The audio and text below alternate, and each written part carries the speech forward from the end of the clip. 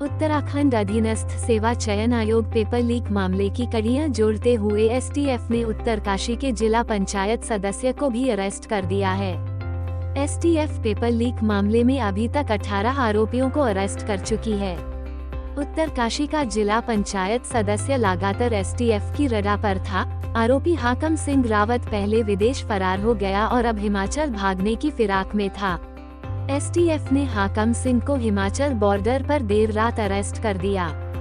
Police पूछताछ में पता चला है कि हाकम सिंह पहले भी कई भर्तियों में धांधली कर चुका है। उत्तर प्रदेश के कुछ नकल माफियाओं के संपर्क में हाकम सिंह था। ऐसे में यूपी के भी कुछ लोग एसटीएफ की रडा पर हैं। वहीं एसटीएफ का कहना है कि मामले में जल्द ही 3 से 4 और हाई प्रोफाइल गिरफ्तारियां भी हो सकती हैं। रिपोर्ट मोनू राजपूत, देहरादून। जानकारी मिली चूंकि इसका जो मेन साथी था तरुण शर्मा, इसके द्वारा भी 20-22 छात्रों का बताया गया था।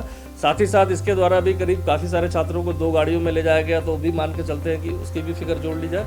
और साथ ही साथ वहाँ पर भी ऐसे 20-25 छात्रों का पता चला जो धामपुर में एक घर में इकट्ठा हुए थे।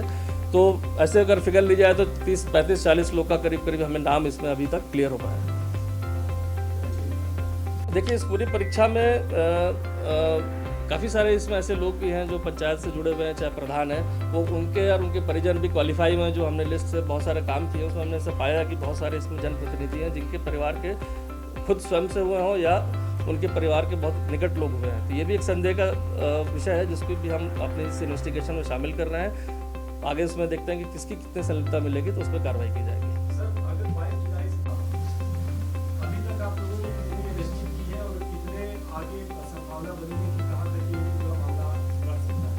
हाँ, देखिए, माननीय मुख्यमंत्री जी के आदेश पर दिनांक 22 जुलाई को मुकदमा दर्ज हुआ था। मुकदमा दर्ज करने के बाद एसटीएफ को ये विवेचना ट्रांसफ़र हुई थी।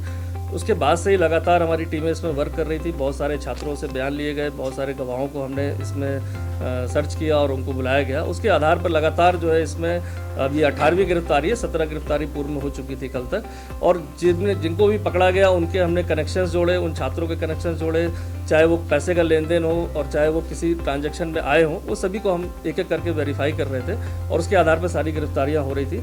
इसी कड़ी में जब ये पुख्ता साक्ष्य इसमें आने लगे कि इसमें जो जिला पंचायत सदस्य हाकम सिंह रावत है जो जखोल ब्लॉक से है, तो जब इसकी संलिप्तता के साक्ष्य आने लगे तो इसमें हमारी टीमें इसको पूछताछ के लिए खोज रही थी, जो ये लगातार फरार चल रहा था। कल एक सूचना पर आराकोट बैरियर के पास से इनको पूछताछ के लिए रोका गया और रात्रि में यहाँ पर विस्तृत पूछताछ की गई, जिस पूछताछ के बाद अभियुक्त द्वारा अपने इस पूरे खेल के संबंध में जो लोग भी शामिल रहे थे इसमें काफ़ी महत्वपूर्ण सुराग दिए इसमें, और उन सुराग के आधार पर इसको जो है साक्ष्यों के आधार पर इसको अरेस्ट कर लिया गया, जो माननीय न्यायालय में पेश किया जाएगा।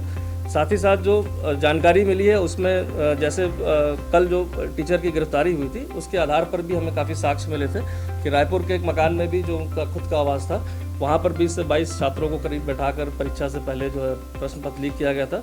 साथ ही साथ 2 गाड़ियों से परीक्षा से पहले जो है यहाँ पर एक होटल में रुके थे और होटल में रुकने के बाद 2 गाड़ियों में, एक ऑल्टो और एक स्कॉर्पियो में भी छात्रों को ले जाया गया था। धामपुर के एक मकान में ले जाया गया था, जिस मकान को भी हमने चिन्हित कर लिया है।